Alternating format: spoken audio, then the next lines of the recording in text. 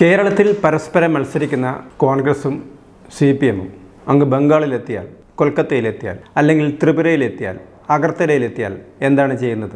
അവരവിടെ തോളിൽ കൈയിടുന്നു. അവരവിടെ സഖ്യകക്ഷികളാണ്. കേരളത്തിൽ പരസ്പരം മത്സരിക്കുന്ന ആളുകൾ ബംഗാളിലെത്തിയാൽ സഖ്യകക്ഷികളാണ്. ഇലക്ഷൻ പ്രമാണിച്ച് പല മലയാള പത്രങ്ങളും ബംഗാളിലും ത്രിപുരയിലുമൊക്കെ ചെന്നിരുന്നു. അവരുടെ വാർത്തകളാണ് ഇപ്പോൾ പത്രങ്ങളിൽ വരുന്നത്. ഒരു ഭാഗത്ത് മണിക് സർക്കാരുണ്ട്. 25 വർഷത്തോളം, 1/4 നൂറ്റാണ്ടുകാലം ത്രിപുര ഭരിച്ചിരുന്നത് CPM-ആണ്. 5 വർഷം ഇടക്കാലത്ത് കോൺഗ്രസും ഭരിച്ചു.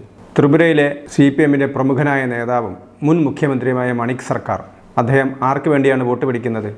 അദ്ദേഹം പറയുന്നത് ജനാധിപത്യം നിലനിൽക്കാൻ കൈപ്പത്തിക്ക് വോട്ട് ചെയ്യണമെന്നാണ് പറയുന്നത്. ത്രിപുര വെസ്റ്റിൽ ത്രിപുര PCC പ്രസിഡന്റ് ആശിഷ് കുമാർ സാഹയ്ക്ക് വേണ്ടിയിട്ടാണ് അദ്ദേഹം വോട്ട് പിടിക്കുന്നത്. അതേ സമയത്ത് ത്രിപുര ഈസ്റ്റിൽ CPM സ്ഥാനാർത്ഥി രാജേന്ദ്ര റിയാങ്ങിന് വേണ്ടി കോൺഗ്രസ്സുകാരും വോട്ട് പിടിക്കും. അങ്ങനെ കോൺഗ്രസും CPM-ഉം പരസ്പരം ഒത്ത് മത്സരിക്കുന്ന സ്ഥലമാണ് ത്രിപുര. ത്രിപുരയുടെ ചരിത്രം എടുത്തു നോക്കിയാൽ ഏറ്റവും അധികം അക്രമം ത്രിപുരയിൽ നടന്നത് CPM ഭരണകാലത്താണ്. അവരവിടെ അക്രമം അഴിച്ചുവിടുകയായിരുന്നു, രാഷ്ട്രീയ എതിരാളികളെ ഇല്ലാതാക്കുകയായിരുന്നു. അതിൻ്റെ തിക്തഫലം അനുഭവിക്കേണ്ടി വന്നത് കോൺഗ്രസ്സാണ്. ഒരു 5 വേള കോൺഗ്രസിനും അവിടെ ഭരിക്കാൻ കഴിഞ്ഞിട്ടുണ്ട്. ഇപ്പം ഈ 2 പാർട്ടികളും ഒരുമിച്ച് ചേരുകയാണ്.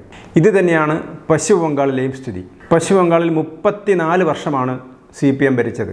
ജ്യോതി ബാസുവും ബുദ്ധദേവ് ഭട്ടാചാര്യയും ഒക്കെ അവിടെ മുഖ്യമന്ത്രിമാരായി. ഒരുപക്ഷെ കൽക്കട്ട പോലത്തെ വളരെ വാണിജ്യ നഗരം, വ്യാവസായിക നഗരം, ആ കൽക്കട്ടയും അങ്ങനെ സമ്പന്നമായ ഒരു സംസ്ഥാനമായിരുന്നു പശ്ചിമ ബംഗാൾ. പക്ഷേ CPM-ൻ്റെ ദുർഭരണം മൂലം ആ പശ്ചിമ ബംഗാളിൽ നിന്ന് മുഴുവൻ ബംഗാളികൾ ഇന്ത്യ മുഴുവൻ അലയുകയാണ്. അങ്ങനെ സാമ്പത്തികമായിട്ട് വളരെ പിന്നോക്ക അവസ്ഥയിലേക്ക് പോയൊരു സംസ്ഥാനമായിരുന്നു ബംഗാൾ.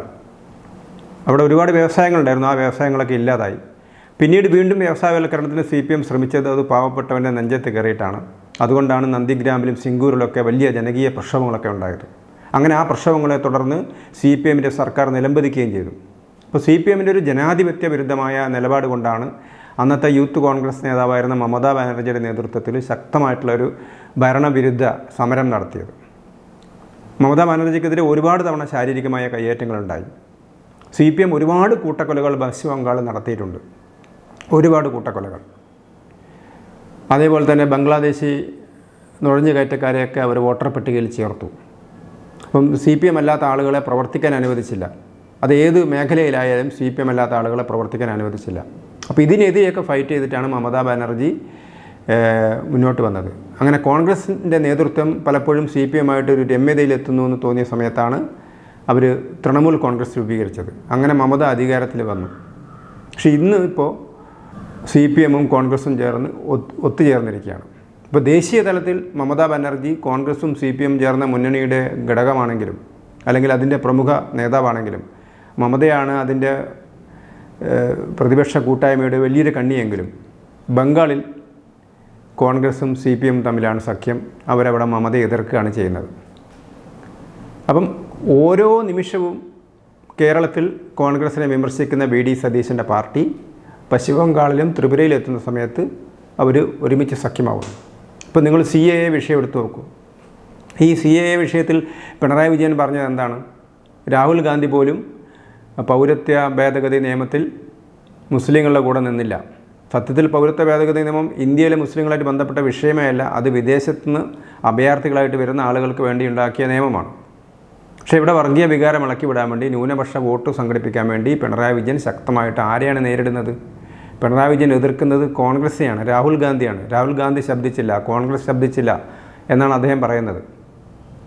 പക്ഷേ ഇതേ പിണറായി വിജയൻ്റെ നേതാവ് അല്ലെങ്കിൽ പാർട്ടിക്കാരൻ, പൊളിറ്റ് ബ്യൂറോ അംഗം മണിക് സർക്കാർ ഇതൊന്നും ഒരു വിഷയമേ അല്ല. അദ്ദേഹം ത്രിപുരയിലും ബംഗാളിലും കോൺഗ്രസിൻ്റെ തോളോട് തോൾ ചേർന്ന് പ്രവർത്തിക്കുകയാണ്. ബംഗാളിൽ അധീർ രഞ്ജൻ ചൗധരിയുണ്ട്, അതേപോലെ തന്നെ ത്രിപുരയിൽ കോൺഗ്രസിൻ്റെ മറ്റ് നേതാക്കന്മാരുണ്ട്. അപ്പോൾ ഇവരൊക്കെ ഒരു സഖ്യമാണ്.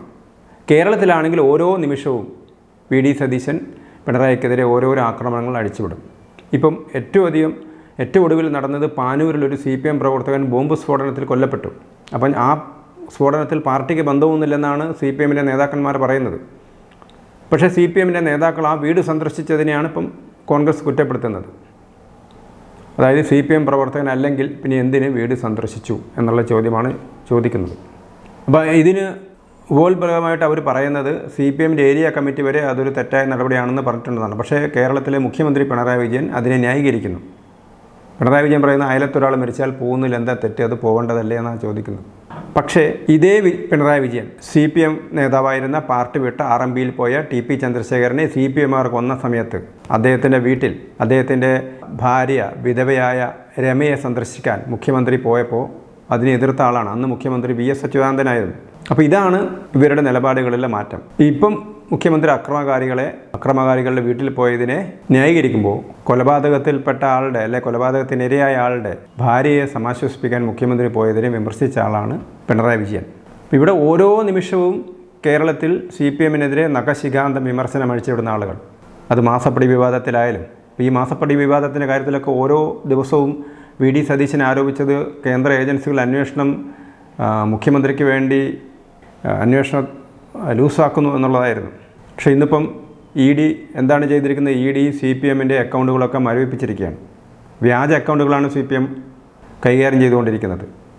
കേരളത്തിലെ 12ഓളം സഹകരണ ബാങ്കുകളിൽ ഇങ്ങനെ വ്യാജ അക്കൗണ്ടുകളുണ്ടെന്നുള്ള വിവരം ED കേന്ദ്ര സർക്കാരിന് സമർപ്പിച്ചു എന്നാണ് പറയുന്നത്. അതിൽ തന്നെ തൃശ്ശൂരിലെ ജില്ലാ കമ്മിറ്റിയുടെ അക്കൗണ്ടുള്ള ബാങ്കിലെ അക്കൗണ്ട് മരവിപ്പിച്ച് കഴിഞ്ഞു.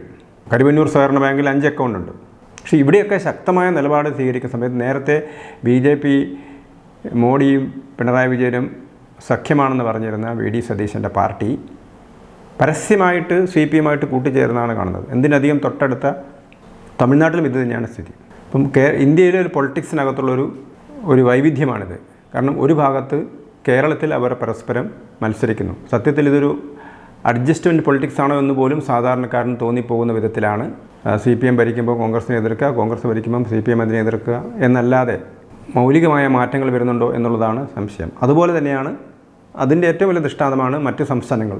ഇപ്പോൾ രാജസ്ഥാനിൽ പ്രമുഖനായൊരു CPM നേതാവിന് വേണ്ടിയിട്ട് കോൺഗ്രസ് ഒരു സീറ്റ് വിട്ടുകൊടുത്തിരിക്കുകയാണ്. അവിടെ CPM അത്രമാത്രം ശക്തിയല്ല, കോൺഗ്രസ്സിന് വേണമെങ്കിൽ ജയിക്കാൻ കഴിയുന്ന ഒരു സീറ്റാണത്. ആ സീറ്റ് അവർ വിട്ടുകൊടുത്തിരിക്കുന്നു. ബംഗാളിലും ത്രിപുരയിലും CPM കോൺഗ്രസ് സഖ്യം. തമിഴ്നാട്ടിൽ സഖ്യം. തമിഴ്നാട്ടിൽ മുസ്ലിം ലീഗും കൂടി അവരുടെ മുന്നണിയിലുണ്ട്. ഇവിടെ അവർ എതിർക്കുകയാണ്.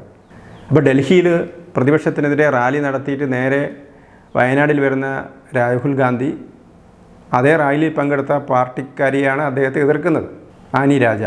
അപ്പോൾ കേരളത്തിലെ ജനങ്ങളെ വിഡ്ഢികളാക്കാനുള്ളൊരു പൊളിറ്റിക്സാണ് CPMും കോൺഗ്രസ് കൂടി നടത്തുന്നത് എന്ന് തെളിയിക്കാനുള്ള അല്ലെങ്കിൽ എന്ന് മനസ്സിലാവാനുള്ള ഏറ്റവും വലിയ ദൃഷ്ടാന്തങ്ങളാണ് തമിഴ്നാട്ടിലെയും ബംഗാളിലെയും ത്രിപുരയിലെയും രാജസ്ഥാനിലെയൊക്കെ CPM കോൺഗ്രസ് സഖ്യം. ഇതിനെക്കുറിച്ചൊന്നും വിശദീകരിക്കാൻ കേരളത്തിലെ കോൺഗ്രസ് നേതൃത്വം തയ്യാറാവുന്നില്ല എന്നുള്ളതാണ് മറ്റൊരു കാര്യം. കൂടുതൽ വാർത്തകളും വീഡിയോകളും ലഭ്യമാക്കാൻ MalayaliNewsLive.com സബ്സ്ക്രൈബ് ചെയ്യുക.